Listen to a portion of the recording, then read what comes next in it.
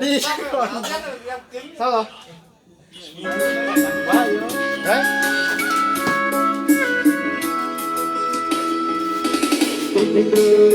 Khi trong khi đêm Đấy cái bông lau cảm ơn ạ.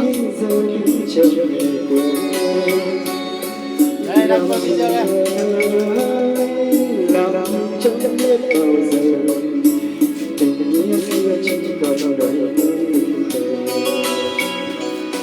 cuộc đời khi có cho con. Thôi xong. Máy yếu y bên lồn.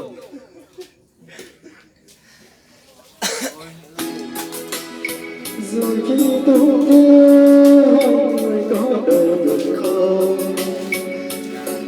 Giờ yêu kéo cho yêu trong mắt nhiều lời nói yêu để cho tôi. Cuộc đời cho đến sau không vừa tay nhớ nhìn lại mình sao không còn đâu trong tay. Bao lời yêu tiếng thương sâu giờ xa vời trong bóng đêm chợt trong mù một mình tôi xiết tay niềm mãi ai thân nhiều đêm thương người tình nhân còn gì đời đang đó một lá đôi màu tình nghĩa mai đến về trong lòng người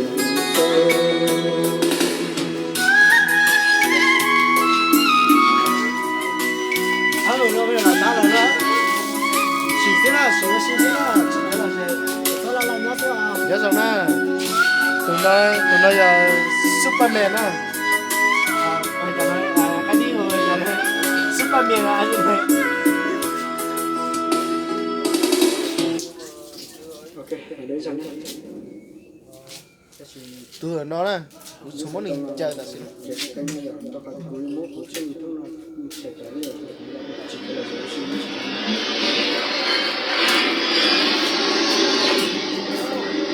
Nhớ rồi.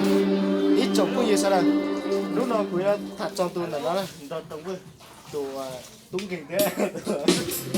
Món ăn này chỉ là đây nè. Hai cái kia nó món ăn này chỉ là đây nè.